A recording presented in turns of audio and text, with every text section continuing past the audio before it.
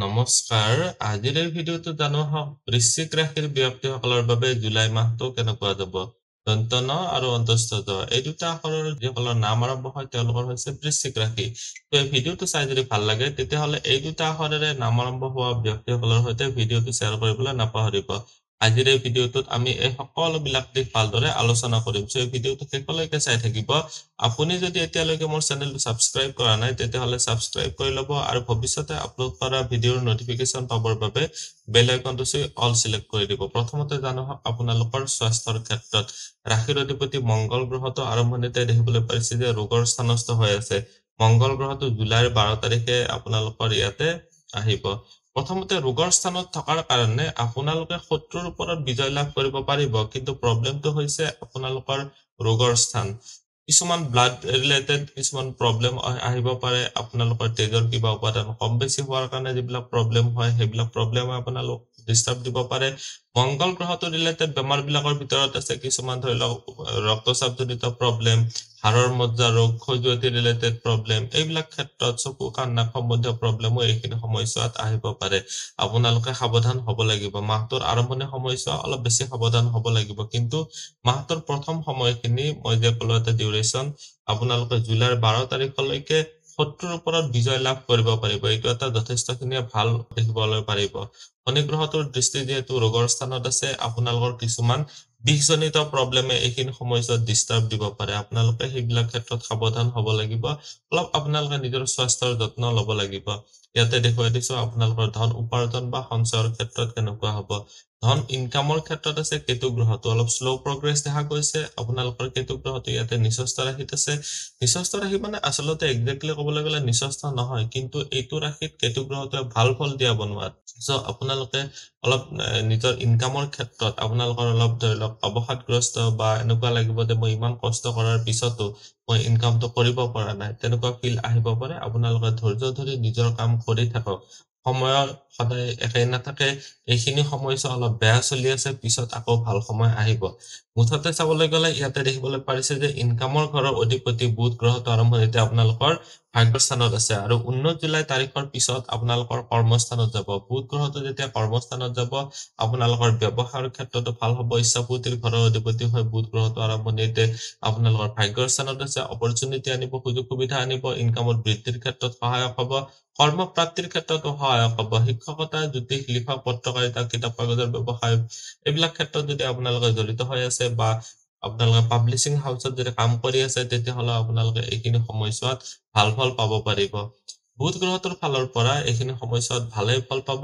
আপোনালোকৰ ধনস্থানৰ অধিপতি হৈছে বৃহস্পতি গ্ৰহটো ইয়াতে আছে আপোনালোকৰ ব্যৱসায়ৰ ঘৰত ব্যৱসায়ৰ ক্ষেত্ৰত বৃহস্পতি ৰিলেটেড ব্যৱসায় বিলাক কৈ দিছো যে কোৰ্টৰ ৰিলেটেড আপোনালোকে যদি জুডিশিয়েল বিভাগত যদি কিবা কাম কৰি আছে তেতিয়াহ'লে আপোনালোকে নিজস্বভাৱে যদি ইন্ডিপেন্ডেন্ট ভাৱে কাম কৰি আছে আপোনালোকৰ বহুত ভাল ফল এইখিনি সময়ছোৱাত পাব পাৰিব পাৰ্টনাৰশ্বিপত যদি ব্যৱসায় কৰি আছে কৰবাত যদি লিডাৰশ্বিপৰ যদি ব্যৱসায় কৰি আছে তেতিয়াহ'লে তাৰমানে লিডাৰশ্বিপৰ ব্যৱসায় মানে এইটো মিনিং কৰিছো যে আপোনালোকে যদি কাৰোবাক আপোনাৰ তলত ৰাখি পেলাই কাম কৰোৱাই আছে এইখিনি সময়ছোৱাত যথেষ্ট ভাল ফল পাব পাৰিব চৰকাৰী চাকৰি প্ৰাপ্তিৰ ক্ষেত্ৰত দেখুৱাই দিছো যে চাকৰিৰ কৰ্মস্থানৰ যিটো ঘৰৰ মালিক হৈছে ৰবি আৰম্ভণিতে আছে ইয়াতে কিন্তু 16 তাৰিখৰ পিছত ভাগ্যৰ স্থানত সোমাব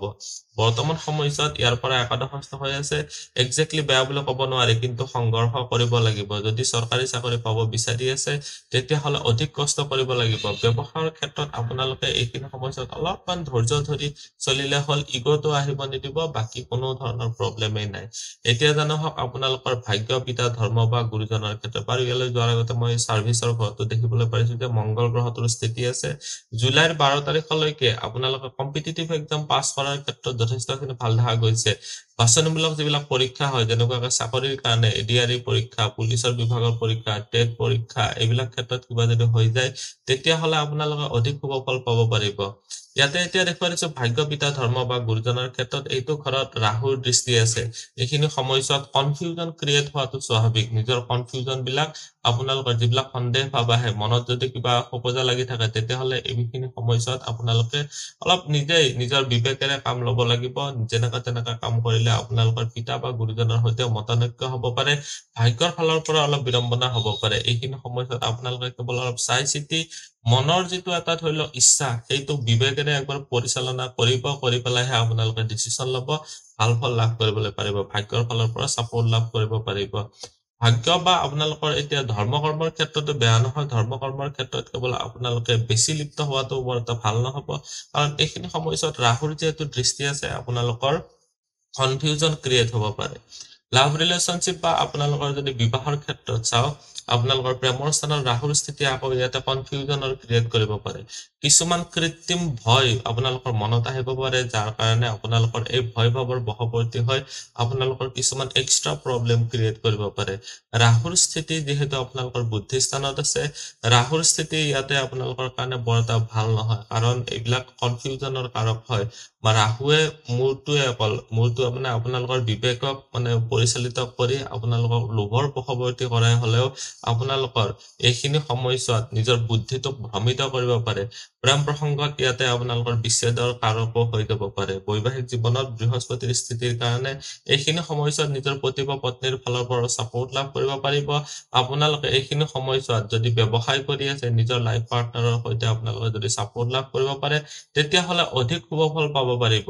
সাধাৰণ শিক্ষা আৰু উচ্চ শিক্ষাৰ ক্ষেত্ৰত চালে সাধাৰণ শিক্ষাৰ ঘৰত শনি গ্ৰহটোৰ স্থিতিৰ কাৰণে যথেষ্ট ভাল ফল। অলপ সময় অধিক দিয়ক, অলপ সময় অধিক দিবই লাগিব, নহলে কিন্তু ভাল ফল নাপাব। অলপ লগাতকৈ বেছি সময় দিব লাগিব, তেতিয়া আপোনালোকে প্ৰয়োজনতকৈ অধিক ভাল ৰিজাল্ট কৰিব পাৰিব। কেৱল সময় মেইনটেইন কৰক, টাইম বেছিকে দিয়ক, আপোনালোকে বহুত ভাল ফল লাভ কৰিবলৈ পাৰিব। ৰাহুৰ স্থিতি বুদ্ধি স্থানত থকাৰ কাৰণে উচ্চ শিক্ষাৰ ক্ষেত্ৰত ভাল দেখা গৈছে। আপোনালোকে যদি ডক্টৰী লাইন বা কম্পিউটাৰ ৰিলেটেড ছফ্টৱেৰ ইঞ্জিনিয়াৰিঙত যদি পঢ়ি আছে, তেতিয়াহ'লে আপোনালোকৰ কাৰণে ভাল। মেডিকেল বিভাগত যদি আপোনালোকে বা এৰনটিকেল বা আপোনালোকে এভিয়েশ্যন ইণ্ডাষ্ট্ৰীত যদি কাম কৰিব বিচাৰি আছে, এইবিলাক ক্ষেত্ৰত ভাল দেখা গৈছে। কমিউনিকেশ্যন বা ডিজিটেল মাল্টিমিডিয়া, আপোনালোকৰ মিডিয়া হাউচ বা ডিজিটেল যিটো মাৰ্কেটিং, তেনেকুৱা ধৰণৰ ক্ষেত্ৰত যদি আপোনালোকে কাম কৰি আছে, তেতিয়াহ'লেও ৰাহুৰ ফালৰ পৰা যথেষ্ট ভাল ফলে লাভ কৰিবলৈ পাৰিব। আপোনালোকে উচ্চ শিক্ষাৰ ক্ষেত্ৰত ক্ৰিয়েটিভিটিৰ জৰিয়তে আপোনালোকে যদি গৱেষণা কৰি আছে, বহুত ভাল ফল লাভ কৰিবলৈ পাৰিব।